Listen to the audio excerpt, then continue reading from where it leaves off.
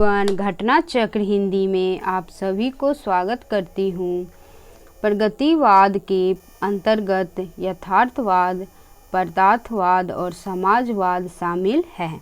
प्रगतिवाद के रूप संबंधी मत में चंद्रवली सिंह का मत है कि विचारधारा पर सही जोर देने के साथ ही प्रगतिवादी आंदोलन में काफ़ी बड़े पैमाने पर साहित्य के रूपगत पक्ष की उपेक्षा की प्रवृत्ति रही।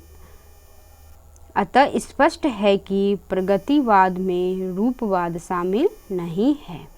निम्नलिखित प्रवृत्तियों में से एक प्रगतिवाद की प्रवृत्ति नहीं है, तो इसका आंसर हो जाएगा ए। प्रगतिवाद की प्रमुख प्रवृत्तियाँ इस प्रकार है। फर्स्ट है प्राचीन रूढ़ियों एवं मान्यताओं का विरोध। सेकंड है मानवतावादी प्रवृत्ति। थर्ड है शोषक वर्ग के प्रति घृणा और शोषित के प्रति सहानुभूति। फोर्थ है विद्रोह एवं क्रांति की भावना। 5 है समाज का यथार्थवादी चित्रण। और 6 है नारी के प्रति परिवर्तित दृष्टिकोण। 7 है मार्क्सवादी दर्शन के आलोक में सामाजिक चेतना। और 8 है ईश्वर के प्रति अनास्था। मेघनाथ मिश्र किसका वास्तविक नाम है, तो इसका आंसर हो जाएगा ए।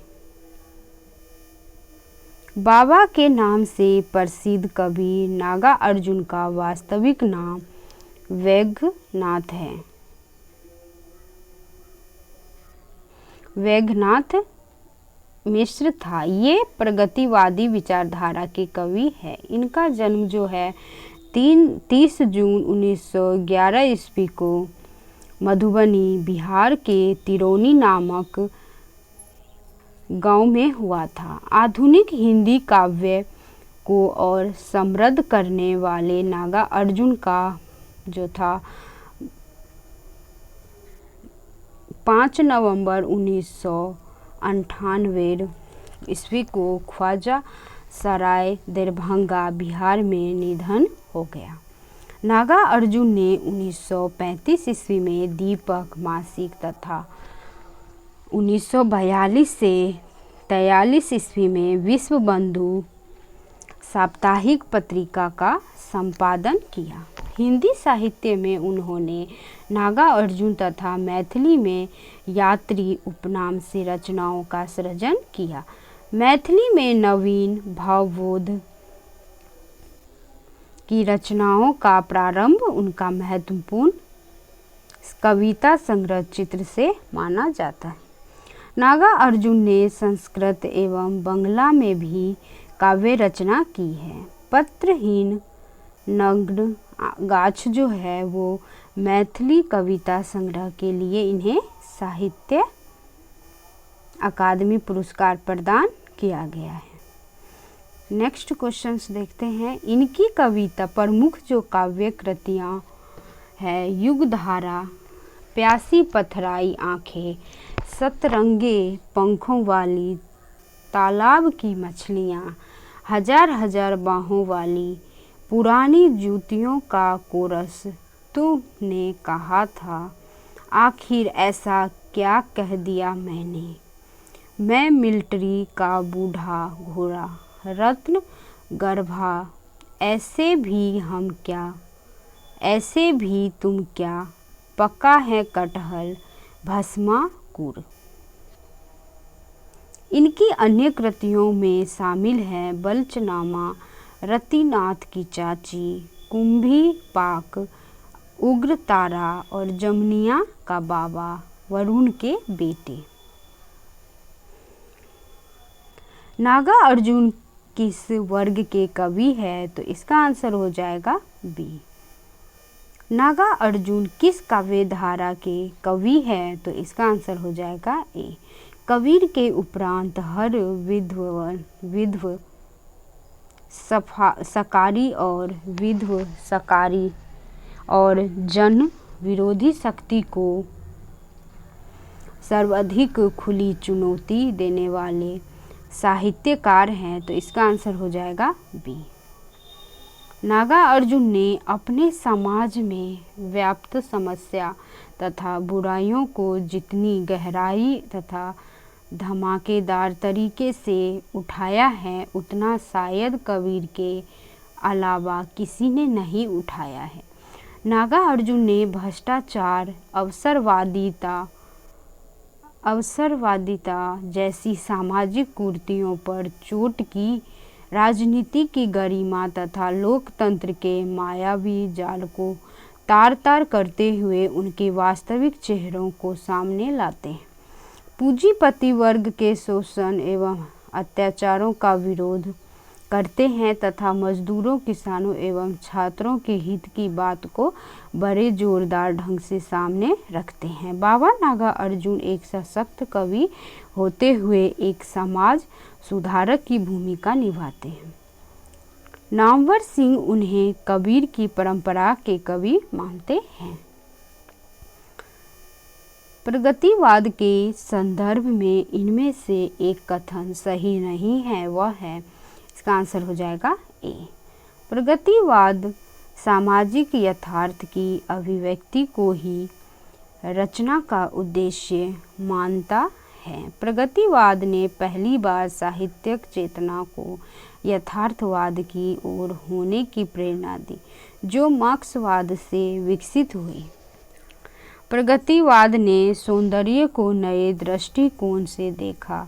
वह वर्तमान जनजीवन में सौंदर्य खोजता है। सौंदर्य का संबंध हमारे हार्दिक आवेगों और मानसिक चेतना दोनों से होता है। इन दोनों का संबंध सामाजिक संबंधों से होता है। प्रगतिवादी समीक्षक है, तो इसका आंसर हो जाएगा बी। रामविलास शर्मा हिंदी में प्रगतिवादी समीक्षा पद्धति के एक प्रमुख स्तंभ थे। आचार्य रामचंद्र शुक्ल के बाद डॉक्टर रामविलास शर्मा ही एक ऐसे आलोचक के रूप में स्थापित होते हैं जो भाषा, साहित्य और समाज को एक साथ रखकर मूल्यांकन करते हैं। उनकी आलोचना प्रक्रिया में केवल साहित्य ही नहीं होता, बल्कि वे समाज, अर्थ, राजनीति, इतिहास को एक साथ लेकर साहित्य का मूल्यांकन करते हैं। रामविलास शर्मा की समीक्षा कृतियों में विशेष उल्लेखनीय है प्रेमचंद्र और उनका युग, जो 1953 ईस्वी में प्रकाशित हुआ। निराला का जो है वो 1946 ईस्वी में, और भारतेंदु हरिश्चंद्र जो है वो 1954 ईस्वी में, प्रगति और परंपरा 1954 ईस्वी में प्रकाशित हुआ। भाषा और संस्कृति वो भी 1954 ईस्वी में प्रकाशित हुआ। भाषा और समाज 1961 ईस्वी में प्रकाशित हुआ। निराला की साहित्य जो साधना है वो 1969 ईस्वी में प्रकाशित हुआ। प्रगतिवादी कवि है, तो इसका आंसर हो जाएगा सी। केदारनाथ अग्रवाल प्रगतिशील काव्य धारा के प्रमुख कवि हैं। इनका पहला काव्य संग्रह युग की गंगा आज़ादी के पहले जो हुआ था वो मार्च 1947 ईस्वी में प्रकाशित हुआ। केदारनाथ अग्रवाल ने मार्क्सवादी दर्शन को जीवन का आधार मानकर जनसाधारण के जीवन की गहरी व व्यापक संवेदना को अपनी कृतियों में मुखरित किया। केदारनाथ अग्रवाल के अन्य प्रमुख कविता संग्रह हैं फूल नहीं रंग बोलते हैं, गुल मेहंदी, हे मेरी तुम, बोले बोल अबोल, जमून जल तुम, कहे केदार, खरी खरी, मार प्यार की थापे आदि। फूल नहीं रंग बोलते हैं के रचनाकार हैं, इसका आंसर हो जाएगा ए। जमून जल तुम काव्य के रचनाकार है, इसका आंसर हो जाएगा डी। इनमें से कौन सी रचना केदारनाथ अग्रवाल की नहीं है? तो इसका आंसर सी और डी दोनों ही है। युग की गंगा तथा नींद के बादल केदारनाथ अग्रवाल की काव्य कृति है, जबकि युगधारा नागार्जुन की कृति है। केदारनाथ अग्रवाल ने आग का आईना भी लिखा है, किंतु विकल्प में आग का झरना है। तो अतः विकल्प में दोनों रचनाएं केदारनाथ अग्रवाल की नहीं है। अबे सुनबे गुलाब भूल मत गर, पाई खुशबू रंगो अब आब काव्य पंक्तियों का संबंध है। तो इसका आंसर हो जाएगा ए। प्रस्तुत काव्य पंक्तियां सूर्यकांत त्रिपाठी निराला की प्रगतिवादी रचना कुकुरमुत्ता से ली गई हैं। इनकी अन्य प्रगतिवादी रचनाएं अनिमा, नए पत्ते, बेला और अर्चना है। नेक्स्ट क्वेश्चन है, प्रगतिवाद के प्रमुख कवि नहीं है? तो इसका आंसर हो जाएगा सी। अज्ञे जी प्रगतिवाद के प्रमुख कवि नहीं, बल्कि प्रयोगवाद एवं नई कविता को साहित्य जगत में प्रतिष्ठित करने वाले कवि हैं। नागार्जुन, दिनकर एवं मुक्तिबोध प्रगतिवाद के प्रमुख कवि हैं। निम्नलिखित में से किस लंबी कविता के रचयिता मुक्तिबोध है? तो इसका आंसर हो जाएगा बी।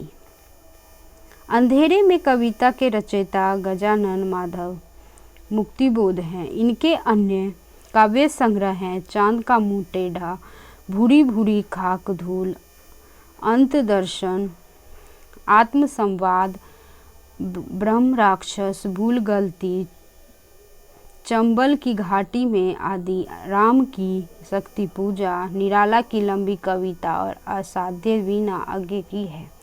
मुक्तिबोध का पूरा नाम गजानन माधव मुक्तिबोध है। इनका जन्म ग्वालियर मध्य प्रदेश के एक कस्बे में हुआ था। यह अध्यापक, पत्रकार, विशिष्ट विचारक, कवि और कथाकार और समीक्षक के रूप में संपादक रहे।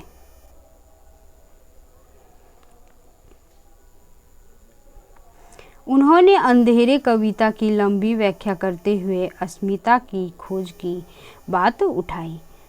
चांद का मुंह टेढ़ा है के रचयिता है? इसका आंसर हो जाएगा बी। भूल गलती कविता के कवि है? तो इसका आंसर हो जाएगा डी। अंधेरे में कविता किसने लिखी है? तो इसका आंसर हो जाएगा ए। कामिनी एक पुनः विचार नामक आलोचना ग्रंथ के लेखक है। तो इसका आंसर हो जाएगा डी।